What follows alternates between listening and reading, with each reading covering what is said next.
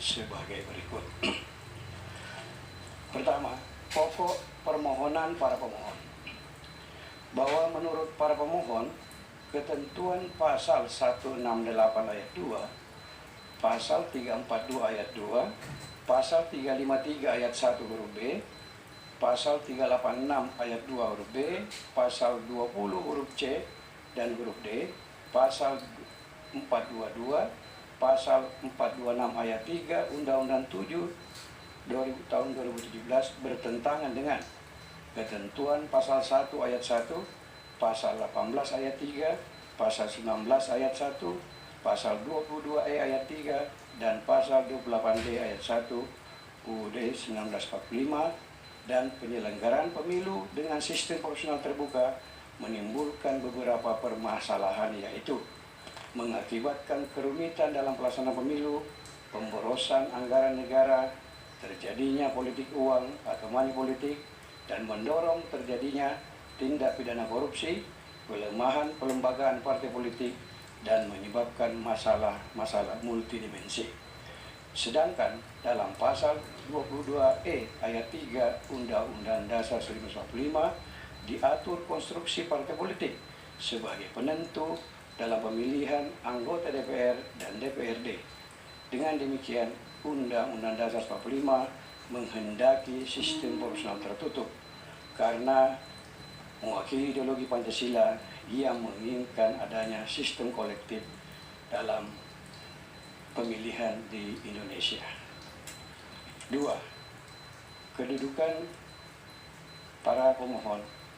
Mohon izin yang mulia, kami serahkan sepenuhnya kepada yang mulia untuk menilai dan memutuskan.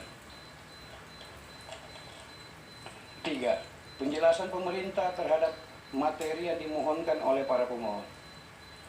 Bahwa dalam pembukaan Undang-Undang Dasar 1945 mengamanatkan susunan negara Republik Indonesia adalah negara yang berkedaulatan rakyat.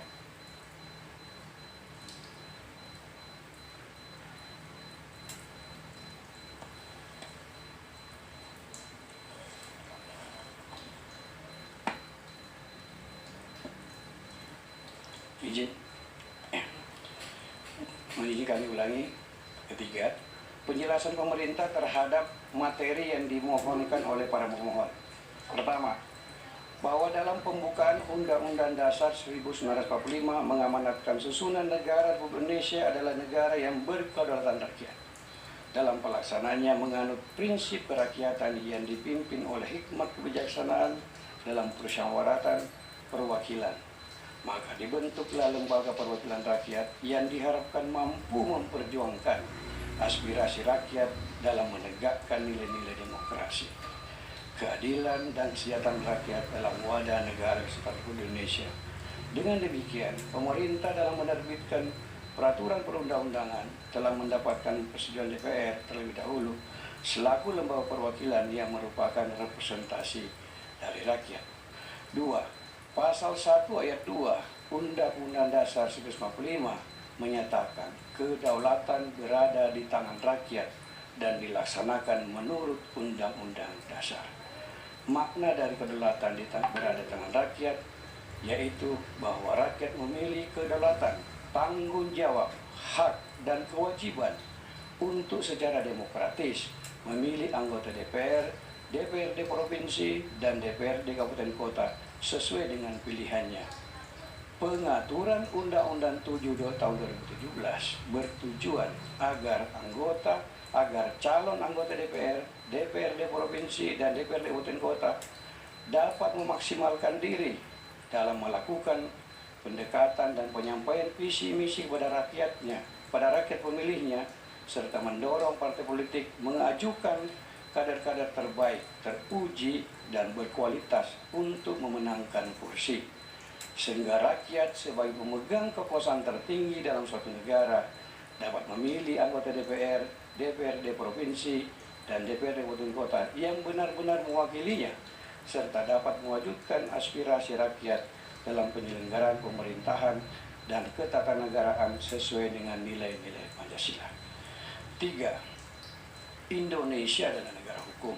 sebagai mana yang tertuang dalam pasal 1 ayat 3 Undang-Undang Dasar 1945, yaitu negara yang di dalamnya terdapat berbagai aspek peraturan perundang-undangan yang bersifat memaksa dan mempunyai sanksi tegas apabila dilanggar.